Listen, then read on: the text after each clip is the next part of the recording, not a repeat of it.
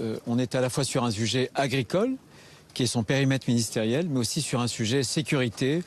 Et c'est la raison pour laquelle je suis venu accompagné du directeur général de la gendarmerie nationale, ce qui montre bien qu'on attache une bienveillance extrêmement importante à cette question de la sécurisation dans les campagnes de nos agriculteurs.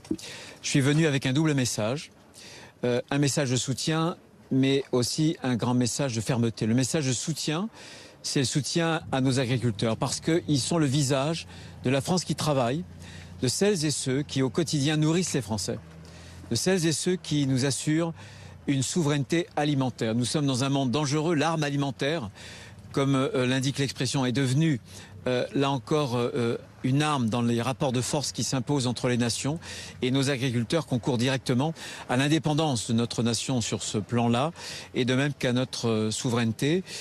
Et je voudrais simplement redire, après les propos que vient de tenir la ministre de l'Agriculture, que certains ont voulu une France sans industrie, en tout cas sans usine.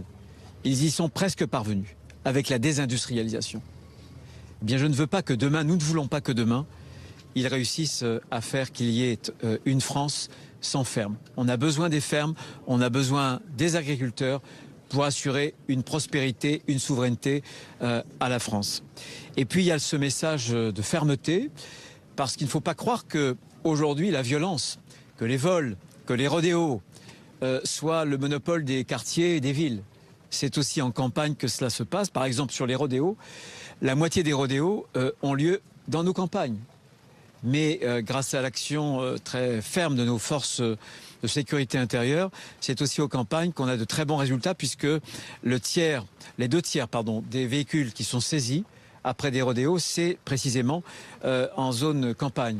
Et là encore, 70% des interpellations pour les rodéos, c'est toujours en zone campagne. Donc les agriculteurs sont confrontés à de nombreux défis dans une société qui devient hyper violente.